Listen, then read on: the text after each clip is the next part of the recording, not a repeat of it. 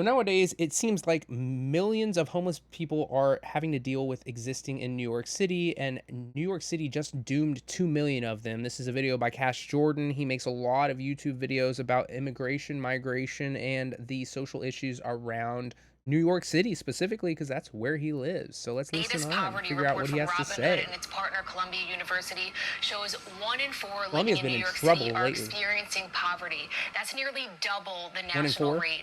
And the prices at the grocery store, well, they're One in every 4 New 1 in every Yorkers, that's 4. over 2 million people, Of course it doomed, is. trapped in a downward financial spiral that may So never expensive to live end. there. How in can you spite afford of it? the fact that New York only elects Imagine that. self-proclaimed progressives and socialists who've been promising to fix our problems for years, while the cost of living here just seems to climb higher and higher. And that Like can only mean that $4,000 a month 25% for of one this city's bedroom. population lives in poverty Insane. on purpose. Food carts are chained to a fence to hold You the have patrons' to get places ahead. at a pop-up food pantry, a sign of the times. Costs in New York City have increased $10 for a gallon of milk? I mean, 131%, while it's median good quality earnings milk. went up just 71%. Now $10. half of all New Yorkers are struggling. Lost my job, and drinking gasoline, it's HRA cheaper. wasn't giving me enough food stamps, so sometimes at the end of the month I wouldn't have enough. We used to service roughly around 200 families. We're now servicing on one single day. We're serving close to 400, if not above. We're giving 400 food away to families. people who live in a city they can't afford and won't move out. Taxpayers' money for far too long. $6.4 billion is how much New York City has fault is spent this? Who needs on to the get migrant fired for crisis this? in the past 2 years. And Mayor Eric Adams says he is furious. We could have spent $600 million on 2,000 guiding counselors and social workers in schools. Half of New Yorkers told Could us have, that they are but having your to go into cost of debt living's in so high, order how to could you? purchase food for their families. This is not just impacting financial health, but physical and mental health. Last time I was in New York City, which was about 2 months ago, it was absolutely wild. I did not like being there in the sense that when I was walking down the street, there was just a whole bunch of people causing problems and being homeless. In my experience, I was in the middle of Manhattan, though, so I might have been in just a place that was bad to be in. I don't know. I don't know the areas that well. But it's crazy to see how many homeless people were out there. Insane. I thought Texas was bad. I thought LA was bad. I haven't been to LA, but I heard it's really bad. So as New York City falls apart, its apartment prices keep climbing as people fight over the few available homes that are left. And what nobody running this place wants to admit is that this proves Corners in a progressive room. policies are nothing but a disaster for middle-class residents who can't find homes during a housing crisis caused by our leaders refusing to pass laws that allow modern Quit moving to buildings New higher York than if you 4 can't afford stories it. in rich How's that sound? neighborhoods, forcing people to part with eye-watering amounts of rent for very little in return, which just makes it harder for people to shop in our grocery stores, not because Key Foods is greedy, but because their prices reflect the reality of doing business in a place that's $9.79 gone for milk. full progressive. Don't ever go full $1.22 progressive. per It pint? fails every single Insane. time it's tried because progressive policies result in the opposite of progress. Taxing businesses to the brink while allowing crime to run rampant in our stores, forcing prices to rise faster than inflation, which results When I was in New York, I couldn't get to anything. I walked into a drugstore to get something for my headache. Every single thing was behind glass. You had to have somebody come over and open the glass in order for you to get it there. I know that has been happening recently in our stores here in Texas. I went to Target, and in the electronics section, sure, it makes sense. Small items, high value, easily stolen. But they are giving people the ability to steal massive quantities of stuff with a slap on the wrist. It makes no sense. in people experiencing Crazy. the opposite of financial independence, I see with that a many lot more. consumers now going into debt just to pay their rent and put food on the table, turning what should be the American dream into a never-ending cycle of A nice wage tent, though. slavery that $300 leads tent to right there. misery and spells financial doom for people who in many cases are tough overachievers, yet have their lives Prosecuted robbed for from what? underneath They're not their gonna get feet by convicted. They'll be out on the backwards streets. policies. Which brings us to the real reason 2 million New Yorkers now live in poverty. Nobody can out-earn a system that's deliberately designed to steal as much of their money as possible and spend it on things that don't benefit them or their families. Like the billions funneled to companies who make bank off New York City's I would love to own a self-sustaining hotel. asylum crisis, supplying everything from hotel rooms to clothing and medical. Love to own a hotel in New York City where they have all of these programs to put and house immigrants because they are getting government money every single day, consistent, dude. Money, They'll care baller. for an unlimited number of travelers from all across the globe, creating a tough situation for many New Yorkers who I feel need bad help for but them. feel they aren't Don't get me getting wrong. it. And as you're about to see, the way many New Yorkers live with this expensive new reality just wouldn't make sense anywhere else in America. I guess. So many keys, dog.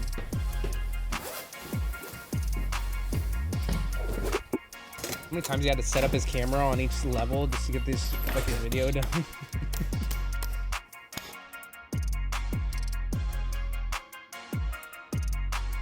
Oh, he's got the keys to the apartment. Oh, I see.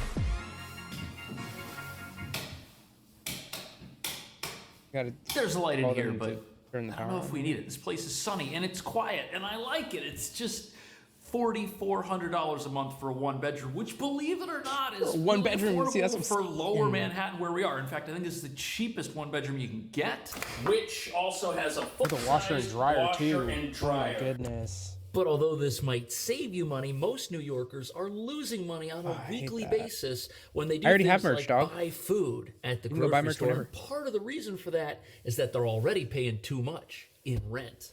People are actually going into debt and suffering real physical and mental health effects because of the monetary strain. 86% of us see and feel it. The cost of buying food and feeding our families going up, and it's rising faster than our wages. So last month, average rents in Manhattan hit a new record at $4,500 per month, which is course they did. $100 higher than the previous average rent record here, which Supply and demand.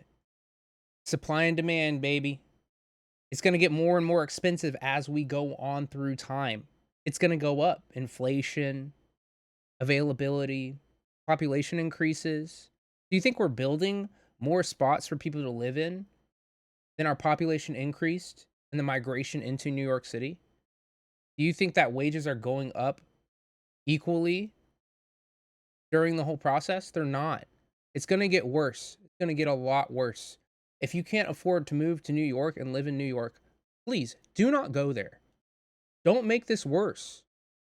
was set back in 2023. And if rents are rising and grocery prices are rising, something's gonna break. And with household budgets imploding, it's no wonder that 53% of people have reported taking on more debt just to feed themselves. And the problem here is that even though rents might be expensive, they only change on a 1 or 2 year basis. But if the prices of the stuff that you'd put in your medicine cabinet or put in your refrigerator, if that stuff suddenly goes through the roof, people, they're gonna have a decision to make. Do they keep themselves fed, or do they take on credit card debt, hopefully only on a short-term basis to get through the next couple of weeks, the next couple of months? Hopefully it's not longer than that, but it has been for many families. And for that reason, many families just can't take it. They're choosing to call it quits. And both New York State and New York City are losing more residents than they're gaining on an annual basis. And the people who haven't left yet are wondering why more of the city's money isn't going to things that would actually help New Yorkers, like food assistance programs or grants to companies that would build new buildings, increasing the supply of apartments, which would lower rents and help people do things like buy groceries at the grocery store. So that's got many people asking, where does all of New York City's money go? We have been wasting taxpayers' money for far too long. $6.4 billion is how much New York City has spent on the migrant crisis in the past 2 years. And Mayor Eric Adams says he is furious. We could have spent $600 million on 2,000. He's not that furious. He actually has power to do something, and he hasn't done anything, dog. So, okay, that's a lot of money, and it's hard to argue that had it not been used for other purposes, like grants to developers who could build new buildings, that New Yorkers today wouldn't be facing a very different situation when they look inside their refrigerators. And when that's true. That's true. Supply and demand does work, and if there's more supply, there's less that you have to pay for each one of your opportunities to rent. So if those grants had gone to companies who were trying to develop the infrastructure, who were trying to create more places for people to live, as the population increased, as inflation increased, as the amount of people who were moving to New York increased, the rent prices would haven't not gone out of control. You might have been able to actually afford something. It would still be super expensive, But you'd be splitting rent with less people when you lived in your box with 3 other people. Now you're living in your box with 2 people. And that's a lot better. So that would have been amazing. Oh well. Costs are the biggest cost anybody has who doesn't already have a free place to stay. Lower rents would solve most of the problems New Yorkers are facing. Because with rents being the largest fixed expense most people have, everything else a household spends has to revolve around that number. But with the asylum crisis, New York City found itself in a no-win situation because our laws mandate that anybody who needs a temporary place to stay get one. And since our laws also mandate that we are a sanctuary city, those laws apply to anyone who finds themselves here. Creating a legal catch-22 where no matter who the mayor of New York City was at the time, they would be forced to oversee these policies. But even though there are many people who have serious issues with that viewpoint and say that the mayor could have stepped in and changed how things were handled here, you've got to agree with one thing, which is that the way New York City went about handling the asylum crisis probably caused a little bit of extra inflation. Because if you remember, New York City had programs like their debit card program, which gave families who were in the asylum shelters $1,400 a month to buy groceries. And even though this program apparently saved New York City, who spends $1,400 a month on groceries? How could you possibly, like, how many people are you feeding? That's like a family of 4 or 5. Please tell me in the comments if you spend more than $1,000 on groceries and you have less than at least 4 people in your household. I need to know what you're spending it on, where you're spending it, and why is it so expensive for you? Where do you live? a whole bunch of money. The issue with it is that if you've got people who live near a grocery store and they can't afford the groceries, but then new people come into that area and they can automatically afford the groceries, the store doesn't have to lower prices or get more efficient in order to screwing up the supply and demand. Its customers. It can just let its prices rise because people are still paying and the store is still making money. They've still got customers. And with most asylum shelters being placed in New York's least affluent areas, this was certainly not a rich person's problem. And even though not every single family in New York was able to get a prepaid debit card, if you've got folks who don't have to pay $4,000 a month rent, they've automatically got more disposable income, which they can then put back into local businesses like a grocery store. Food carts are chained to a fence to hold the patrons' places at a pop-up food pantry, a sign of the times. At one of the New York Common Pantry locations, manager Omar Alvarez gives out many basic food items, including produce and shelf-stable milk, because some of the people have no refrigerators. He tells us the need has... I'm sorry, dog, but if you leave your cart in the middle of some place and you're not there to hold your place in line, your cart doesn't hold your place in line, dog. I'm going straight to the front of the line. I'm going behind the person who is in line. That's it. That's it. Your cart ain't holding shit. Pay thousands of dollars a month, but they don't even have refrigerators to keep their food cold. No. And between their rent and the high prices at the grocery stores, many people find themselves at food pantries for the very first time in their entire lives. And whether you agree with the asylum crisis, how it's been handled or not, one thing's for sure, appropriate steps have not been taken to make sure more of New Yorkers' money stays in their pockets. And while the solutions to the money problems faced by many residents are so simple and so obvious, the most ridiculous aspect of all of this is that even though we're in a progressive city where everyone elected claims to one person could live there, no problem. That's $4,400 for that. Actually wants to see the little guy get ahead by himself, being able to pay his own rent, put food on his own table without government assistance. Because as you're about to see, this city is rigged in favor of rich progressives, and they're doing everything they can to keep it that way. Most people don't know this, but if you're seriously hurt, that accident could be worth millions of dollars. And if you're injured in any way, you need to know how to protect your rights. I get it. You might want to know about I get it why it's going up, and I get that we could have avoided it, but why didn't we? Who's at fault here? Somebody has to take the blame for this in the way that all this stuff happened. And did I miss something?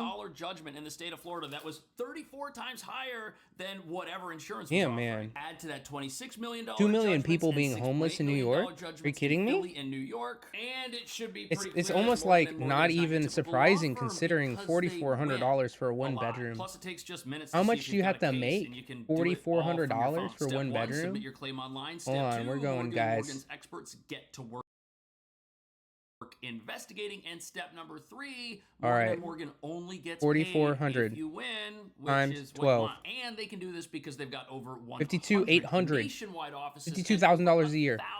local So it's supposed to be, what was it, you the 25% of your income? possible. You So multiply that by 4.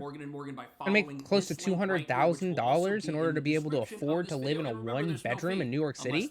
Once again, thank you to Morgan and Morgan What for job sponsoring do you this have video. where you can do that? And that's not even a nice place. It's like a bare minimum place in Lower Manhattan, as they said. Absolutely insane. How? So here we are in a very nice, very charming, very affluent neighborhood in Lower Manhattan. And even though it's very quaint, it is a perfect example of why New York City has a housing crisis and why that's never gonna change. Okay, let's see it. Controversial development is moving forward in Windsor Terrace. The move will bring affordable housing, nice spot. but will also bring That's a high really nice rises spot. that many longtime residents say they just don't want. So there's your problem. They New can't afford housing it. developments in neighborhoods like Affordable this housing, are baby. controversial because what they threaten to do is to lower the value of all the property you see around here that is stuck in the past. And for that reason, residents who live in old buildings like this the want rustic to look. force all think new that's good. construction to look exactly like what you see here. This modern building right here is actually a fantastic example of how zoning works. As you can see, it is the same size and height as the old historic buildings that flank does it it have to on be? either side. And what forcing buildings to conform like this does is it restricts the number of people who could live somewhere. You'll always have a certain number of units in this space and Yeah, that no more sucks. ever. And that's how neighbors that live around here, 'Cause you can't places build like this, up. super rich people want things to stay. But it gets even worse. Like, I totally get it. You don't want one building to be a sore thumb and like, but it's almost a necessity now. You have 2 million homeless people. You should be removing regulations that minimize the amount of space where people can live. This makes no sense just so it's aesthetically more pleasing. I get it. We want aesthetically pleasing. We like the way things look sometimes, especially with the classic look mixed with the modern look. Can look weird. We allow that. It's not an aesthetics thing. So why can't we build up taller if it's not an aesthetics thing? What's going on here? You live in New because York, you tell see me. this tiny little garden right here. Well, this place, which looks like a storage unit for Burning Man style artwork, it was gonna be turned into housing for the homeless. Until the people who live around here came out in force against that plan. They would rather have lattes in this little park right here than have their fellow New Yorkers with roofs over their heads. That's kind of messed up. Median rents in the neighborhood considerably, and that will lead to renter displacement. The way that those affordability rates are currently calculated, when you're talking about 60% AMI, that's unaffordable to 50% of New Yorkers. So, Evaluation, we got thanks for two the follow. arguments here, both of which are used Appreciate to you, man. disguise the true reason nobody wants new apartments, which is that they are bad for the retirement plans of people who've already spent millions to live in an exclusive part of town. And the first argument is that new True, apartments I will guess. raise median rents, but that's not an argument at all. Because median rents aren't the rents anybody pays. They're just the middle value between the most expensive apartments in a neighborhood and the cheapest apartments in a neighborhood. And this proposed development in Windsor Terrace that is supposed to go on an unused plot of land, kind of like this garden, it's Right. going to contain 40% affordable apartments. However, in order for the owners of that building to make money on it, they're going to have some really expensive apartments there to offset the lower discounted rents they're offering, which might raise a median rent number nobody pays,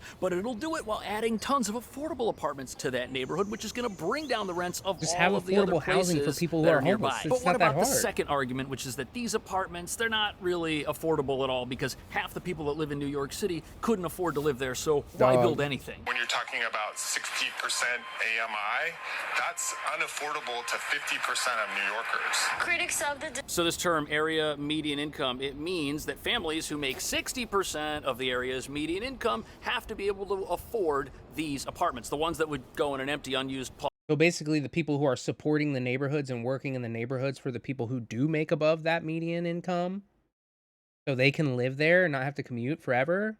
That sounds fair. That sounds great.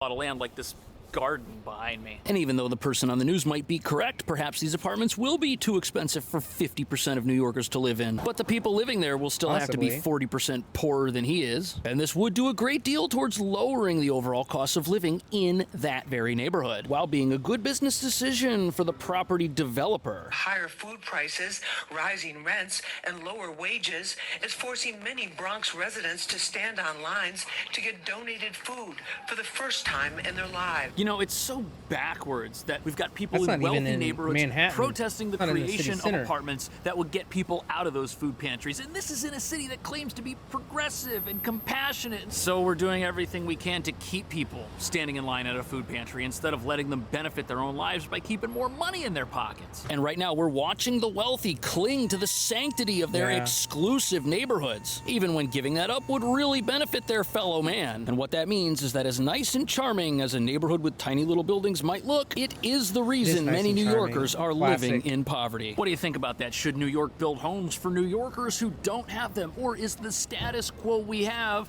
worth maintaining to a point where we've got lines of people chaining up their carts at food pantries before they open? Let me know. Thank you so much for watching. I'll see you in the next video. Thank you to Morgan and Morgan. I think that all has to do with the way that the city is being run and managed. You're giving money to people who are the problem, results of the problem, instead of giving the money to the people who can solve the problems. So money now, short term not so great, long term good. But giving them short term money now with no long term strategy, the problem is going to keep compounding. And if you live in New York, I'm sure that's exactly what you're experiencing right now.